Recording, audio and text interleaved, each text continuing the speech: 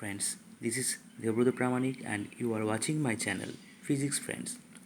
Today we are going to find out the electric field of a dipole at any arbitrary point a r theta, which is at a distance r from the dipole and at an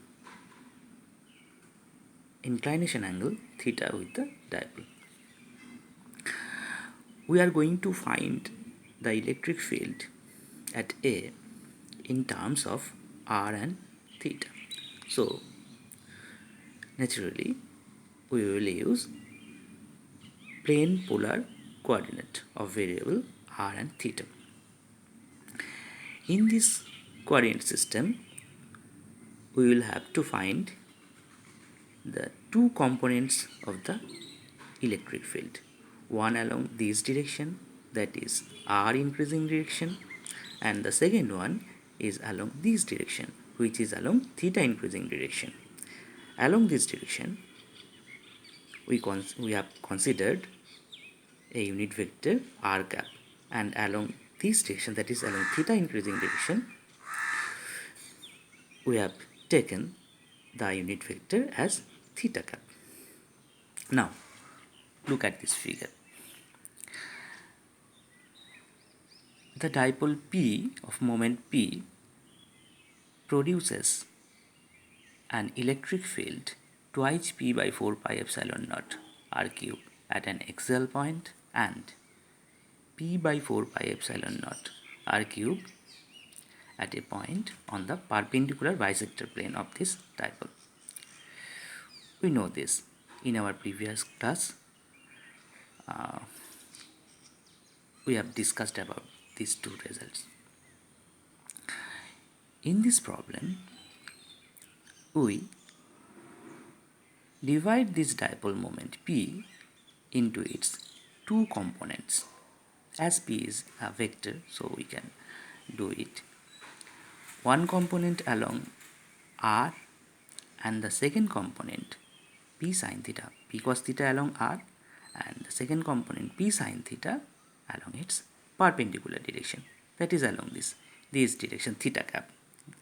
So one is along theta cap, which is P sin theta, and second component of P is along R cap, that is P cos theta. Now the point A becomes the axial point of P cos theta. So this component, that is ER, now will come from this vector P cos theta, and this component E theta theta cap will come from this component P sin theta, and this is nothing but the point on perpendicular bisector plane of P sin theta, like this. But an axial component is of the form of this twice P by 4 pi epsilon naught r cube. So this component must be equal to twice P cos theta by 4 pi epsilon naught r cube. We have to just take P cos theta instead of P, and this component coming from P sin theta term will look like this. We have to just replace P in this term by P sin theta. So finally we get the ER component, that is R increasing direction component, as twice P cos theta by 4 pi epsilon r cube, and along theta cap direction the electric field component is P sin theta by 4 pi epsilon naught r cube.